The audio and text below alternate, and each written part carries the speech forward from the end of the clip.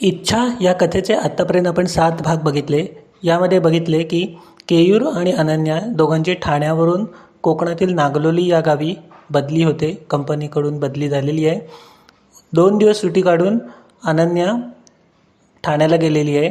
या दरम्यान केयूर उषा नावाच्या तरुण स्त्रीला नदीमध्ये बुडताना वाचवतो. त्या दोघांची मैत्री होते.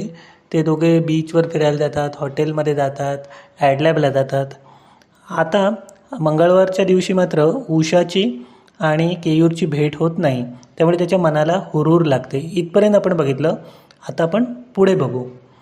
बुधवारी मात्र संध्याकाळी केयूरच्या घरी उषा येते. आज तिने ब्लॅक जीन्स पॅन्ट व व्हाईट टॉप घातलेला असतो. बाहेर अमोल व शोभना काम उरकून घरी जायला निघालेले असतात. शोभना विचारते, कोण पाहिजे आपल्याला?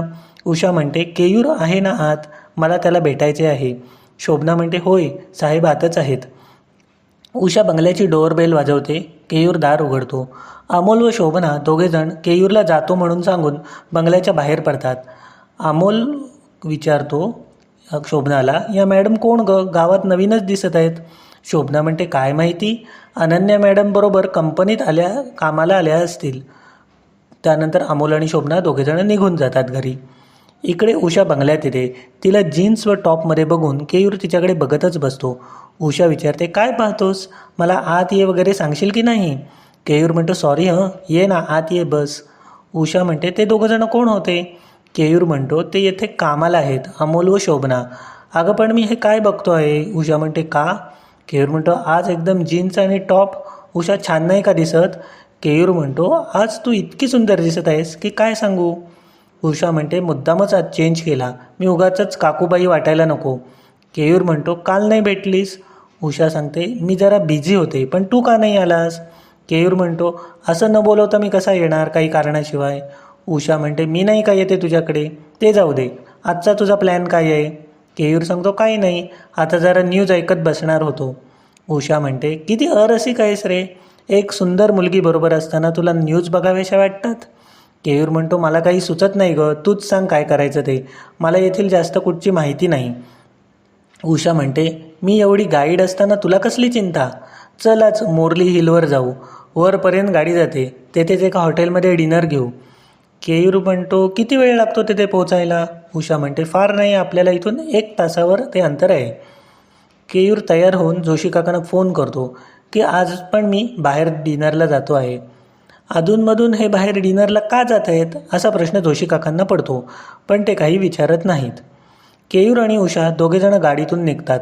मोरली हिल हा तेथील पर्यटनाचा उत्तम स्पॉट असतो. हिलवरून दूरवर पसरलेला समुद्र खूप मस्त दिसायचा. केयूरच्या मनात विचारांचे वादळ उठलेले असते. 4 दिवसांची आमची ओळख आणि मला उषा एवढी का आवडायला लागली?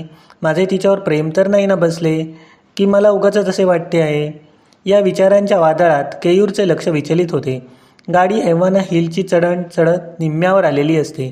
केयूरचा गाडीवरून ताबा सुटतो. एका वाकणावर गाडी बाजूच्या कठड्याला धडकते. आपली मोठी चूक झाली हे लक्षात येऊन केयूर डोळे गच्च मिटून घेतो. तेवढ्यात त्याला जाणवते की उषाने आपल्या हातावर हात ठेवून स्टिअरिंग फिरवले आहे. गाडी दरीत पडता पडता वाजते. उषा तिच्या सीटवरून उठून गाडीचा ताबा घेते, पण ड्रायव्हिंग सीटवर केयूर बसला असल्यामुळे तिला थोडे कठीण जाते. उषा गाडी बाजूला उभी करते.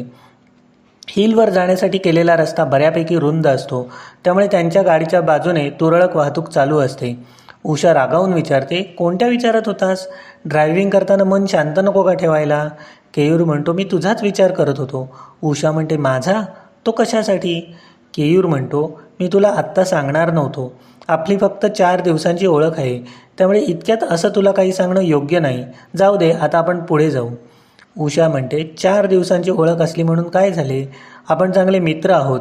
कदाचित आपली जन्मोजन्मीची ओळख असेल म्हणून आपली लवकर ओळख झाली आणि चांगली मैत्री झाली. केयूर म्हणतो, हे असं असतं. मागचा जन्म यावर माझा विश्वास नाही. उषा म्हणते, मला देखील कुठे माहीत आहे की आधीच्या जन्मी मी कोण होते, पण नाती अशी उगाचच तयार होत नाहीत, त्यांचा भूतकाळाशी संबंध असतो. आता मला खरं खरं काय ते सांग. केयूर म्हणतो, माझे तुझ्यावर प्रेम बसले आहे, पण 4 दिवसांच्या ओळखीत मी तुला हे कसं सांगू? उषा म्हणते, तू जेव्हा तुझ्या जीवाची पर्वा न करता मला बुडताना वाचवलेस ना, तेव्हाच माझे तुझ्यावर प्रेम बसले. कधीकधी बघ, एखाद्या नवख्या व्यक्तीबद्दल आपल्याला आपुलकी वाटते. त्या व्यक्तीच्या गतजन्मात आपल्याशी काहीतरी चांगला संबंध आलेला असतो. दरवेळी काही नवरा बायकोचेच प्रेम असते असे नाही. ते गतजन्मात मामा भाच्याचे, काका पुतण्याचे किंवा आजी नातीचे असे वेगवेगळे असते. त्यामुळे या जन्मी ती व्यक्ती आपल्या नात्यातील नसली तरी आपल्याला त्या व्यक्तीविषयी विशेष आस्था वाटते. केयूर म्हणतो, मला तर वाटले की आता सर्व संपले, पण तू इतक्या शिताफीने स्टेअरिंग फिरवलेस आणि गाडीचा ताबा घेतलास, त्यामुळे आपण वाचलो. आता पुढचे ड्रायव्हिंग तूच कर. मला आता त्या आठवणीने कापरे भरले आहे. आता मला कॉन्फिडन्स राहिलेला नाही. उषा म्हणते, ठीक आहे, पण लक्षात ठेव, पुन्हा अशी चूक करू नकोस. देवाने आपल्याला येथे जन्माला घातले आहे ते अशा चुका करून मरण्यासाठी नाही. आता उषा ड्रायव्हिंग करू लागते आणि केयूर बाजूला बसतो. निम्मेच अंतर बाकी असते. थोड्याच वेळात दोघेजण हिलवर पोहोचतात. हिलच्या टॉपचा परिसर पण खूप विस्तीर्ण असतो. बरेच पर्यटक लॉजवर येऊन राहिलेले असतात. हिलच्या कडेच्या सर्व पॉईंटवर लोखंडी कठडे बसवलेले असतात. केयूर आणि उषा एका पॉईंटवर जाऊन बाकावर बसतात. केयूरच्या मनात दोघांचा सेल्फी काढावा असे येते.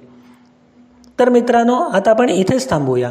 यापुढे काय घडते हे पुढच्या भागात बघूया. तोपर्यंत बाय बाय.